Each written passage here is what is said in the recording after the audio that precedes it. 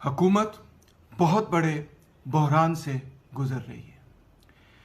अगर डॉन की अखबार को ही पढ़ा जाए तो उसमें आपको ये पता चलेगा कि पेट्रोल पर 31 रुपये फ़ी लीटर सब्सिडी दी जा रही है, डीजल पर 73 रुपये फ़ी लीटर सब्सिडी दी जा रही है और बिजली पर फ़ी यूनिट 5 रुपये सब्सिडी दी जा रही है। बल्कि ये भी एस्टिमेट्स कम हैं।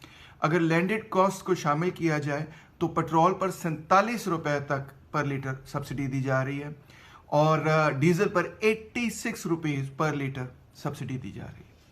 आईएमएफ ने यह कहा है कि हम आपको $8 बिलियन देने के लिए तैयार हैं। पहले 6 बिलियन दे रहे थे, अब उन्होंने कहा हम आपको $2 बिलियन और दे देंगे। $8 बिलियन देने के लिए तैयार हैं, मगर शर्त यह है कि आपने ये सब सब्सिडीज ख़त्म करनी है। अब आप खुद अंदाज़ा कर सकते हैं कि अगर पेट्रोल की कीमत के अंदर 31 रुपीज़ इजाफा हो जाए या 47 रुपीज़ इजाफा हो जाए फ़ी लीटर, डीजल की कीमतों के अंदर 73 रुपये इजाफा हो जाए, 86 रुपीज़ इजाफा हो जाए फ़ी लीटर, बिजली की कीमतों के अंदर 5 रुपये फ़ी यूनिट इजाफा हो जाए, तो मुल्क के अंदर ओवरऑल महंगाई के हवाले से क्या हशर और नशर निकलेगा। हर चीज़ की कीमत महंगी हो जाएगी और छोटी मोटी महंगी नहीं होगी, बहुत बड़े पैमाने पर महंगी होगी। यानी कि जो श्रीलंका के अंदर इस वक्त हालात हैं वो पाकिस्तान के हालात बन सकते हैं। इतनी महंगाई और इतनी तेज़ तरीन महंगाई के जिसके नतीजे में हुकूमत का तख्ता भी पलटा जा सकता है और बहुत ज़्यादा इंस्टेबिलिटी पैदा हो सकती है। ये सब चीज़ें आईएमएफ की शराइत के साथ मुंसलिक हैं। यानी आईएमएफ ने यह कहा है कि हम आपको मज़ीद एक पैसा भी देने के लिए तैयार नहीं जब तक कि आप इन सब्सिडीज़ को ख़त्म ना करें। सब्सिडीज़ को ख़त्म करने का मतलब है कि पाकिस्तान के अंदर इतनी तेज़ महंगाई पैदा कर देना कि शायद ही कभी हमने पहले देखी हो। ये असल मसला है जो कि पीएमएलएन के लिए भी है, पीपल्स पार्टी के लिए भी है और अपॉर्चुनिटी है पीटीआई के लिए कि अगर बहुत तेज़ महंगाई हो या जारी रहे, हो रही ऑलरेडी, जारी रहे और भी तेज़ हो जाए तो पीटीआई वाले ये कह सकते हैं देखें हमने तो फिर भी कुछ बेहतर मैनेज किया था, इस इम्पोर्टेड हुकूमत ने तो और भी मामला ख़राब कर दिया और बहुत सारे लोग जो ऑलरेडी पीटीआई के साथ जुड़े हुए और मज़ीद जुड़ जाएंगे। इस सिचुएशन से बचने के लिए लंदन के अंदर पीएमएलएन ने मीटिंग की और उस मीटिंग के बारे में वो कुछ नहीं बता रहे, बड़ी टॉप सीक्रेट मीटिंग है। वो कह रहे हैं पहले हम अपने इत्तेहादियों से बातचीत करेंगे और फिर हम इसको ओपन पब्लिक में लेके आएंगे। मगर हम गेस कर सकते हैं कि क्या बातचीत हो रही है। बात यही हो रही है कि मेरा ख्याल है पीएमएलएन अपने इत्तेहादियों से ये कहेगा कि हम अर्ली इलेक्शन कॉल करें और ये सब जो महंगाई वगैरह वाला सिलसिला है ये किसी इंटरम गवर्नमेंट के हवाले करते हैं। यानी कि एक टेक्नोक्रेटिक गवर्नमेंट जो है उसको उस पर हम अग्री करें, उसको हम लेकर आएँ, हम खुद हुकूमत से फ़िलहाल निकल जाएं, टेक्नोक्रेटिक गवर्नमेंट से ये सारी चीज़ें करवाएं जो जिससे महंगाई वगैरह फैल जाए ताकि इसका इल्ज़ाम हम पर ना आए। महंगाई फैल जाए बेशक, क्योंकि आईएमएफ से कर्जा तो इन्होंने सोचा हुआ है कि हमने लेना ही लेना है, मगर आईएमएफ से कर्जा ले के अगर वो इक़दाम करते हैं तो महंगाई बड़ी तेज़ी से बढ़ जाएगी। तो बेहतर है कि इसका इल्ज़ाम हम ना लें, कोई और ले। तो इस तरह मुझे लगता है कि अपने इत्तेहादियों से ये डिस्कस करेंगे कि हम एक टेक्नोक्रेटिक गवर्नमेंट को लेकर आते हैं, वो ये सब रिफॉर्म्स वगैरह करें, हम पीछे हट जाएंगे और अर्ली इलेक्शन कॉल करेंगे, उसमें हम इलेक्शन में कामयाब हो जाएंगे। मगर इसमें शायद पीपल्स पार्टी से इत्तेफाक ना करे, क्योंकि पीपल्स पार्टी के तो फ़ायदे में है कि अगर नून लीग जो है वो ये सब पॉलिसीज़ मुनक्किद करे तो हो सकता है कि पीपल्स पार्टी के चांसेस भी बेहतर हो जाएं। अगरचे उनको एज ए इत्तेहादी फ़र्क ज़रूर पड़ेगा, मगर कम से कम वो सेंट्रल गवर्नमेंट में नहीं है, सिंध गवर्नमेंट में वो हैं और सिंध गवर्नमेंट को इस वक्त वो छोड़ना नहीं चाहते। और पीटीआई का ये कहना है कि जी जल्द से जल्द इलेक्शन कॉल करें वरना हम तो लाखों लोगों को इस्लामाबाद लाएंगे और हुकूमत का तख्ता पलट देंगे। उस पर बहुत अच्छा आज एडिटोरियल भी था जिसमें उन्होंने लोगों ने ये लिखा, हमारे दोस्त ने ये लिखा कि अगर पीटीआई वाले इस्लामाबाद लोगों को लेकर आते हैं और वो कोई दूर कहीं धरना करते हैं तो उससे तो गवर्नमेंट पे कोई प्रेशर नहीं बनेगा। गवर्नमेंट पे तो प्रेशर तब बनेगा जब वहाँ पे कोई कॉन्फ्रंटेशन हो। जिस तरह पहले भी हमने देखा है कि गवर्नमेंट पे तभी प्रेशर बनता है जब इस्लामाबाद के अंदर कोई कॉन्फ्रंटेशन वगैरह हो। तो ये भी मुमकिन है कि पीटीआई वाले इतने सारे लोगों को लेकर आए, इतने चार्जड अप और पोलराइज्ड पॉलिटिक्स के अंदर कि इस्लामाबाद के अंदर कोई ना कोई इस किस्म का फसाद हो कि अर्ली इलेक्शन कॉल करें, अर्ली इलेक्शन कॉल करें। और अगर महंगाई बढ़ती चली गई तो जाहिर बात है कि उन मोमेंटम उनके साथ होगा।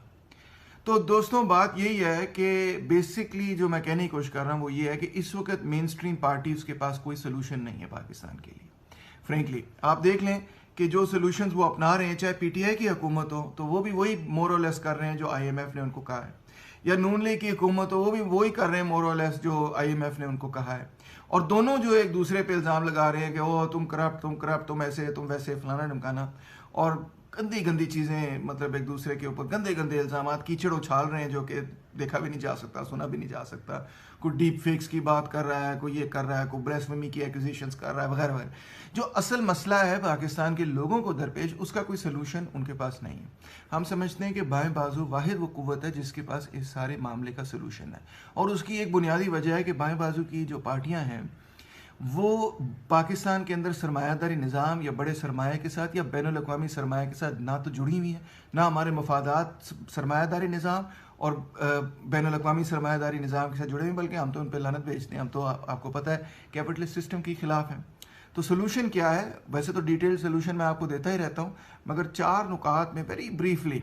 सबसे पहले तो ये है कि पाकिस्तान के अंदर जो मामला है उसमें जब तक अमीर लोगों पे आप टैक्स नहीं लगाएंगे, जो टॉप 1% है उस पर इनकम टैक्स नहीं लगाएंगे, जीएसटी वगैरह जो है ना वो तो गरीबों पे लगता है, डिस्प्रोपोर्शनेटली वो गरीबों पे लगता है, यानी गरीब अपनी आमदनी का ज़्यादा बड़ा हिस्सा जीएसटी और सेल्स टैक्स वगैरह में देते हैं।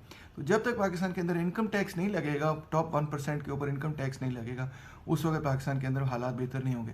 सिर्फ नौकरी पेशा लोग इनकम टैक्स देते हैं, मेरे जैसे लोग इनकम टैक्स देते हैं क्योंकि वो सोर्स पे डिडक्ट हो जाता है, इसलिए हमें कोई चॉइस नहीं। जो मुनाफा कमाते हैं वो कोई टैक्स नहीं दे रहे, इनकम टैक्स नहीं दे रहे, और ऑब्वियसली जो एग्रीकल्चर के अंदर बड़े बड़े जागीरदार हैं वो भी कोई टैक्स नहीं दे रहे। तो सबसे पहली बात तो ये है कि जो टॉप 1% तबका है वो इनकम टैक्सेस अदा करे। दूसरी बात ये कि देखें, नॉन कॉम्बैट एक्सपेंडिचर जो फौज का रही उनको अब कम करना ही पड़ेगा। There is really no option left, क्योंकि फ़ौज के अखराजात, एक तो वो कहते हैं हमारे कोई इतने अखराजात नहीं, मगर बहुत सारे अखराजात जो फ़ौज के होते हैं वो उनको सिविलियन खाते में डाल देते हैं, और बहुत सारे इम्पोर्ट्स जो हमारे पास आते हैं वो दर हकीकत फ़ौज के इंपोर्ट्स होते हैं, वो भी सिविलियन खाते के अंदर पड़े हुए होते हैं। मगर बहरहाल हमने इतनी बड़ी फ़ौज बनाई हुई है कि जितनी हमारी इकोनॉमी सस्टेन नहीं कर सकती। हमें इस हर जगह कटौतियाँ हो रही हैं, हर जगह देखें छांटियाँ भी होती हैं, कहीं प्राइवेटाइजेशन हो जाती है, कहीं लोगों को फ़र्क कर दिया जाता है, कहीं महंगाई होती है, मगर फ़ौज को भी अब अपने नॉन कॉम्बैट एक्सपेंडिचर्स कम करने पड़ेंगे, इनफैक्ट ख़त्म ही करने पड़ेंगे, जो कि नॉन कॉम्बैट एक्सपेंडिचर्स की बात हो रही है। और ये काम भी सिर्फ मैं समझता हूँ बाएं बाजू की कुव्वतें कर सकती हैं, क्योंकि और तो कोई ये चैलेंज नहीं लेना चाहता कि फ़ौज से ये कहे कि अपने नॉन कॉम्बैट एक्सपेंडिचर्स कम करें। आपके सामने ही है कि दोनों पीटीआई और पीएमएलएन अब ये साबित करने की कोशिश करें कि हम फ़ौज से वफादार हैं। पहले पीएमएलएन वाले आपको पता है कि फ़ौज के ऊपर तनकीद करते थे कि हमारी हुकूमत फ़ौज ने गिराई, अब पीटीआई वाले तनकीद करें कि हमारी हुकूमत फ़ौज ने गिराई। पहले पीटीआई वाले ये कहते थे कि पीएमएलएन वाले एंटी स्टेट हैं क्योंकि वो तो फ़ौज पे तनकीद कर रहे हैं, अब पीएमएलएन वाले ये कह रहे हैं कि पीटीआई वाले एंटी स्टेट हैं क्योंकि वो देखें न्यूट्रल होने पर कह रहे हैं कि तो जानवर होता है, ये तो फ़ौज पे तनकीद है, वगैरह वगैरह। मतलब दोनों यही साबित करने की कोशिश करें कि हम तो दोनों ने फ़ौज पे तनकीद की है, मगर दोनों यही साबित करने की कोशिश करें कि हम फ़ौज से बहुत वफादार हैं। इवन पीटीआई ने यह कहा कि सिर्फ पीटीआई और फ़ौज ही पाकिस्तान को बुझा सकती है। भला फ़ौज कोई पॉलिटिकल पार्टी है कि आप पीटीआई और फ़ौज को इकट्ठा जोड़ के कहें कि पीटीआई और फ़ौज जो है वो बचा सकती है? यानी कि ये बेसिकली नॉन कॉम्बैट एक्सपेंडिचर्स को कम करने के लिए कोई पॉलिटिक्स नहीं करना चाहते। तीसरा नुकता मेरा ये है कि जो पब्लिक सेक्टर है उसकी एक्सपेंशन की ज़रूरत है। ये बड़ी अजीब सी बात आपको लगेगी, अगर मैं आपको 100% ये बता रहा हूँ कि जब तक पाकिस्तान के अंदर एक्सपेंशनरी फिस्कल पॉलिसी नहीं होगी और पब्लिक सेक्टर एक्सपेंड नहीं होगा तो पाकिस्तान के अंदर इंडस्ट्रियलाइजेशन और इंडस्ट्रियल डेवलपमेंट नहीं हो सकती। IMF ने जो मॉडल दिया है जिसमें उन्होंने ये कहा है कि जी निजी मंडी और प्राइवेट इकोनॉमी और मार्केट इकोनॉमी जो है ये रिवाइव कर देंगे, यार ये तो हम पिछले पता नहीं 70 सालों से कर रहे हैं और जो उसके रिजल्ट्स हैं वो भी आपके सामने ही हैं। और पिछले कम से कम 30 सालों के अंदर तो हमने बड़ी ब्रूटल किस्म की स्ट्रक्चरल एडजस्टमेंट पॉलिसीज अपनाई हैं और उससे पाकिस्तान के अंदर डी इंडस्ट्रियलाइजेशन हुई है। देखिए, पाकिस्तान एक ऐसी सिचुएशन के अंदर है कि जहाँ पे मंडी इंडस्ट्रियलाइजेशन अचीव नहीं कर सकती क्योंकि पाकिस्तान अनस्टेबल मुल्क है, ठीक है, पॉलिटिकली भी अनस्टेबल है, कॉस्ट ऑफ बिजनेस बड़ी हाई है, ब्यूरोक्रेसी के बहुत ज़्यादा पेपर वर्क होता है और वो पेपर वर्क बड़ा कंफ्यूजिंग भी होता है और बहुत लंबा प्रोसेस भी होता है, और फिर हुकूमत बहुत अनस्टेबल होती है, हर वक्त गिरती रहती है, फिर टेररिज्म भी है और नेशनल कॉन्फ्लिक्ट वगैरह जिस तरह बलोचिस्तान वगैरह, ये सारे मसाइल की वजह से सरमायादार ये प्रेफर करता है कि भाई हम अपना सरमाया जो पाकिस्तान से कमाया भी है वो करप्शन से ना भी कमाया हो, वो बिल्कुल साफ शफाफ तरीके से कमाया हो, मगर उनकी प्रेफरेंस ये है कि ये सरमाया उठाओ और इसको बाहर ले जाओ, इसको दुबई में रख लो, इसको अबू धाबी में रख लो, कहीं और बैंक वगैरह में रख लो। अगर पाकिस्तान के अंदर रखना है तो सिर्फ इसको रियल इस्टेट में रखो, उसके अलावा कोई इन्वेस्टमेंट यहाँ पे सेफ नहीं तस्वर की जाती सिवाय रियल इस्टेट के। यही वजह है कि पिछले मेरा ख्याल है 30 सालों के अंदर कोई खातिर ख्वाह या इंडस्ट्रियल डेवलपमेंट नहीं हुई और होगी भी नहीं, क्योंकि कैपिटलिस्ट अपने शॉर्ट टर्म प्रॉफिट को देखता है, इमीडिएट प्रॉफिट को देखता है और रिस्क को असेस करता है। और पाकिस्तान के अंदर वो लॉन्ग टर्म इन्वेस्टमेंट करने के लिए तैयार नहीं है, रिस्क बहुत हाई है, रिटर्न्स अनस्टेबल है, अनप्रिडिक्टेबल है। इस वजह से वो कहता है कि रियल इस्टेट में प्रिडिक्टेबल है, वहाँ इन्वेस्ट कर लो या बाहर ले जाओ। ये सिर्फ करप्शन का मसला नहीं है, जिस तरह इमरान खान साहब कहते हैं करप्शन खत्म हो जाएगी तो यहाँ सरमायाकारी शुरू हो जाएगी।